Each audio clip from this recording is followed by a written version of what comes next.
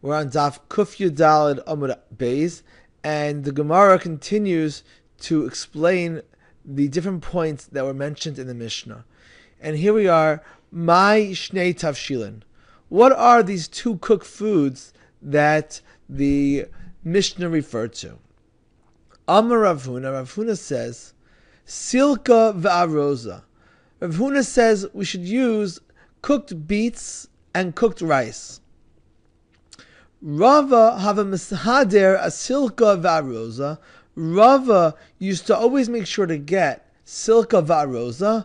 Hoil v'nafik mipumed Rav Huna. Since those words came out of the mouth of Rav Huna, meaning to say that even though silka va'aroza were just examples, and really it's clear that Rav Huna meant any cooked food, and beets and rice were just an example, but clearly there's no particular significance to beets or rice on Pesach. Nevertheless, Rava wanted to fulfill the exact words that his Rebbe, Rav Huna, said as a sign of respect to his teacher.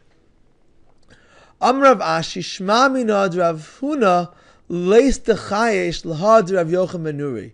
Rav Huna says, well, we got to really point out the fact that Rav Huna was not concerned at all with the concern of Rav Yochanan ben Nuri. The Tanya Rav Yochanan ben Nuri Omer, Rav Yochanan ben Nuri, the Tana, taught in the Brisa, Orez min daganhu, that orez is an actual grain, that rice is a grain, v'chayavin al chimuto kares, and if someone eats rice cakes or rice bread on Pesach or rice wine, they are violating the Isur in the Torah of Chametz, which has the most severe punishment of kares. And Rav Yochanan ben Nuri continues, Ve'adam yotzei bo yidei chavasa bePesach. And the flip side is that since rice is a grain, therefore you can make matzah out of rice and fulfill your mitzvah of Pesach. So Rav Yochanan ben Nuri sees rice as an actual grain.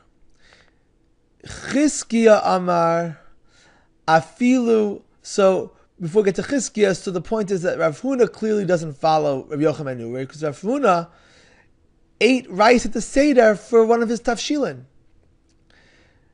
Chizkiya Amar Afilu Zagu Beitza Sha'alav. Chizkiya said you can use fish with egg on it. And the point of Chizkiya is that even though that the fish and the egg were served together, and one might think that this is really one dish, the fish and the egg, since they're separate foods, they count as the two Tavshilin.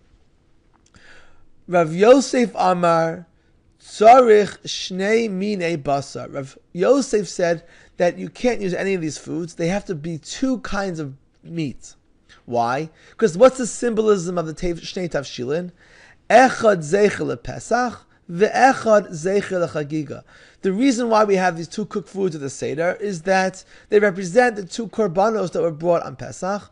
One reminding us of the korban Pesach that was eaten at the Seder, and one reminding us of the korban Chagiga, which was an additional korban which was offered on the first day of Pesach and eaten at the Seder.